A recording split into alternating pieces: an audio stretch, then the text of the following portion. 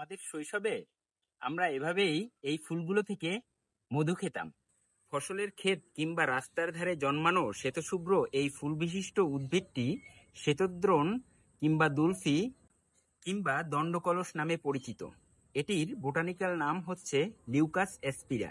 আগাছা হিসেবে জন্মালেও প্রাচীন কাল থেকেই এই উদ্ভিদটির মূল, কাণ্ড এবং পাতাকে নানা ভেষজ চিকিৎসায় ব্যবহার করা হয়ে থাকে। জ্বর, সর্দি কিংবা কাশির চিকিৎসায় এই উদ্ভিদের পাতার রসকে মধুর সাথে মিশিয়ে খাওয়ালে জ্বর, সর্দি কিংবা কাশি ভালো হয়ে যায়।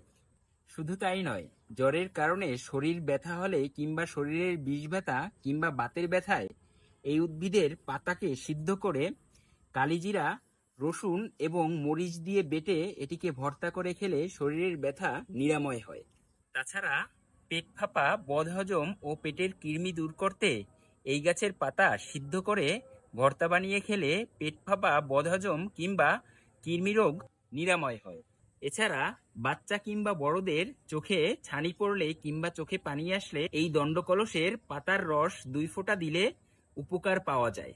এবং শ্বাসকষ্ট কিংবা হাঁপানি রোগের চিকিৎসায় এই দণ্ডকলস পাতার শিকড়কে গোলমরিচের সাথে বেটে খাওয়ার প্রচলন রয়েছে।